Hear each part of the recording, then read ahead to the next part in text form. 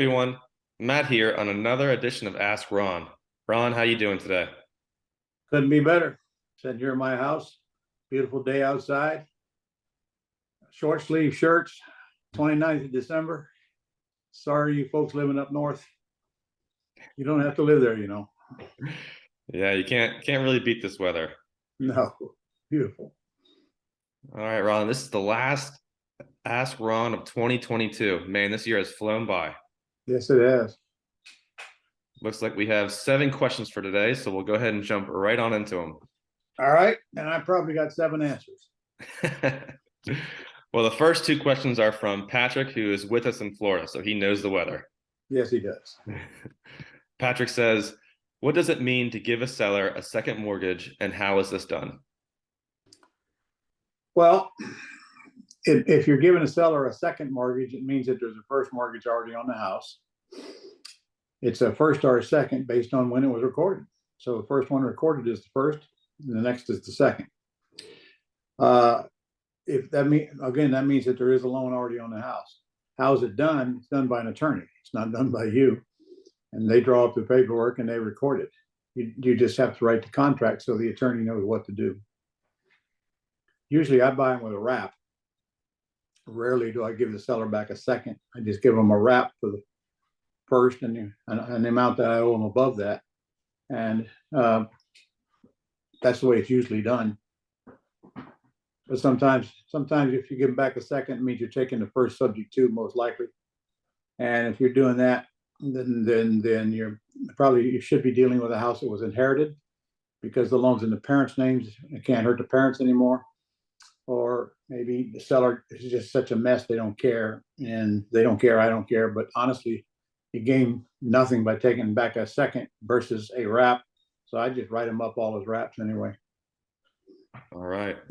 But, I can make a case against that. Okay.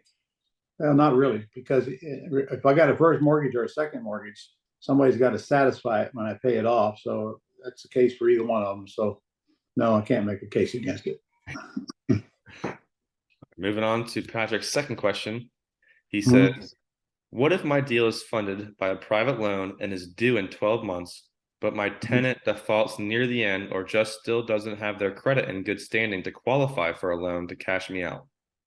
You should never get into a private loan that has a 12-month term on it if you're going to put a tenant buyer in there. You're confusing the exits here. You're going to put a 1-year term on it, you're usually going to rehab it, retail it, and cash out of it. So that's a bad move from the very beginning. If you're borrowing private money that has 1-year balloon, that means you're borrowing from a loan shark that's in the business of making loans. That's not where we get our money. We got to get our money from people, and never a 1-year balloon. In fact, when you're borrowing money from people that aren't in the loan business, they want you to keep it out there longer, not shorter, or they wouldn't give you the money to begin with, because they want that return. So you got to do it. You got to learn how to get private money. Basically, you can do that by opening your mouth, as I did back in 1985 when I got tired of paying them ridiculous brokerage fees and them ridiculous interest rates. Started getting my own money and had so much of it so quick, just by telling people what I was doing, that I got a mortgage broker's license, and for the next 10 years and lent it out to other people in my town. And got tired of that business real quick. Well, it took me 10 years to get tired of it. So, but the point is, when you borrow money from private people, there's no end to it. And you only need 3 or 4 lenders to probably lend you all the money you're going to use. And, you make the rules. They don't make the rules. No 1-year balloon. If you're putting yourself in a 1-year balloon, obviously you intend to get out of it quick. You don't put a tenant buyer in there, expect them to cash you out at the end of the year. But to answer your question, if that happens, then you got to go back to the private lender and say, listen, I need an extension. Now, what are they going to do? They're going to give you an extension. You might have to pay a little money for it, but it ain't the end of the world. You just go back and renegotiate, period. All right, there you go, Patrick. Moving on to the next question, we have Mike, who is in Wisconsin. Oh, sorry, Mike. Yeah, it's probably a little cold up there. Mm-hmm. All right. Mike says, hi, Ron. In short, what do you do if your seller passes away when you are paying them monthly payments for an owner/financing deal? My soon-to-be seller has a mortgage payments automatically deducted from his bank account, so I will just pay him since he has equity coming later. However, if he dies, I won't know about it, nor will I be notified of any foreclosure due to non-payment. I always pay the bank directly, to be honest with you. That for that reason right there. But you have your rights if you're making the payment and to the seller, or well, I don't get though whether you owe the seller any more than you pay in the bank. I didn't get that part. Did you get that part in there anywhere? I don't think so. No. So I would never ever take over a loan or do a wrap around an underlying loan and make the seller the payment. I make them directly to the bank. Again, it's not an issue. I mean, I don't. That's not a request. That's a requirement. Okay, and we get them to sign something at closing to that effect. Even when I'm doing a wraparound mortgage and I know that I owe the seller much more than than the underlying loan, I'm still going to make payment directly to the bank, and then the seller gets paid off later. But if the seller dies, their heirs are responsible. Whoever is going to inherit the property is responsible for signing off on that. And if that's where you want to get your attorney involved and let him go get the satisfaction sign, and you're not worried about it. But I would change that. If you're currently making payments to the seller, change it. You can use escrow serve. It's ESCROSERV for $50 setup fee and $15 a month. Last time I checked, they will collect your payment to the seller, make the payment to the bank, and if there's any left over, put it in the seller's bank account for $15 a month. And that's the way you should set them all up if the seller will allow it going forward. But I wouldn't worry about the seller dying. Your attorney will figure out who's next in line and get them to sign a satisfaction. That's a great point. All right. Moving on to the next question, we have Ellis in Pennsylvania. Go Birds.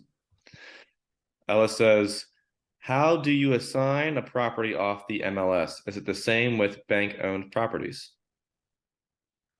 How do I assign a property off the MLS? Mm-hmm. Well, you put it under contract, and then you assign it like you would assign any other deal. However, if you're buying it from the bank won't let you assign it.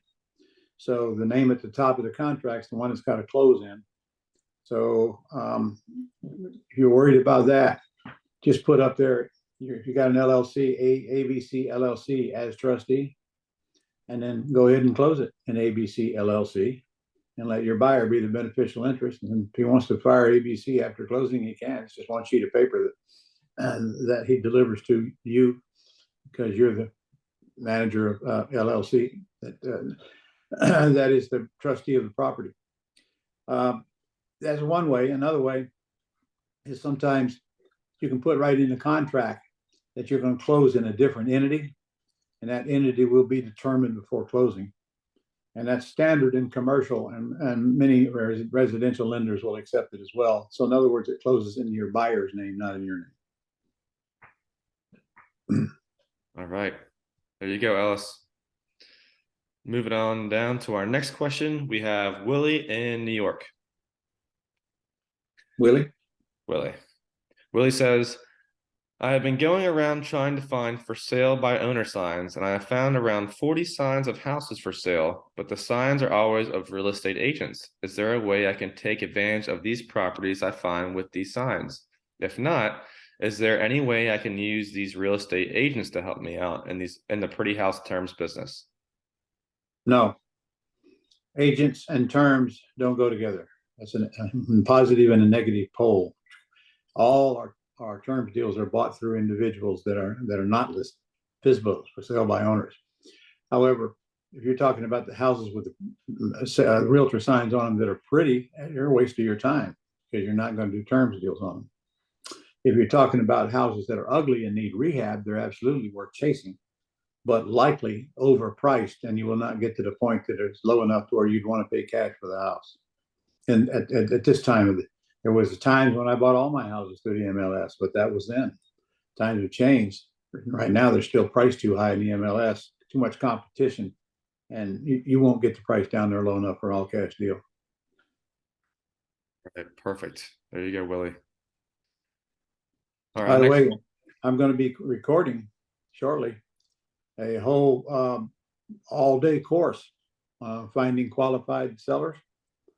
And I'm literally going right to the companies that produce leads for us and interview each and every one of them, in addition to going through all of the other ways. That one day is going to be an incredible day. You guys look out for that. That's right. And I've been thinking about what to charge you for that, and so far I haven't come up with an answer, but it'll be little or nothing. Probably closer to nothing, because I know you're cheap and you don't want to pay for it anyway. Hey, you can't beat nothing, you know? Mm. Mm. All right. By the way, if you're not happy with it, I'll give you twice your money back.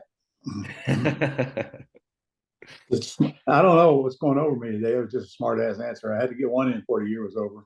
Yeah, see? Yeah. I don't blame you. All right. Our next question is from Jack, who is in Indiana. Hey, Jack.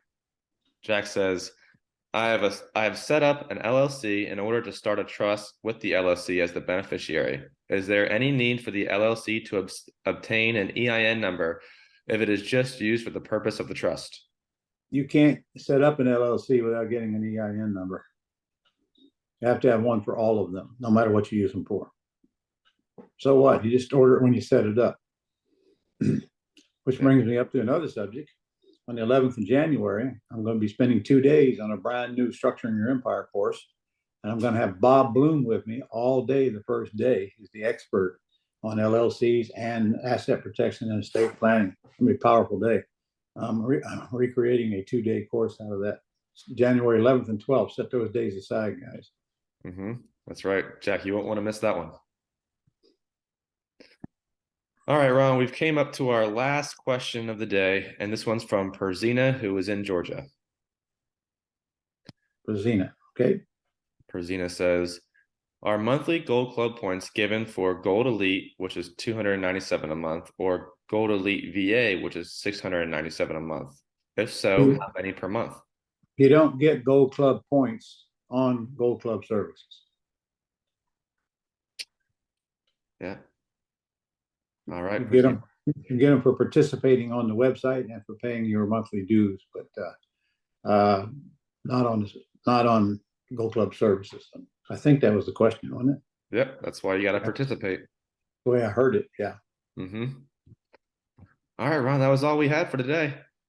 All right, well, guys, have a great New Year's. I hope your Christmas was great. Got a big year coming up next year, and I'm expecting big things from it. So a lot of activity going around on Planet Ron, I can tell you that. So I'll see you next week and next year.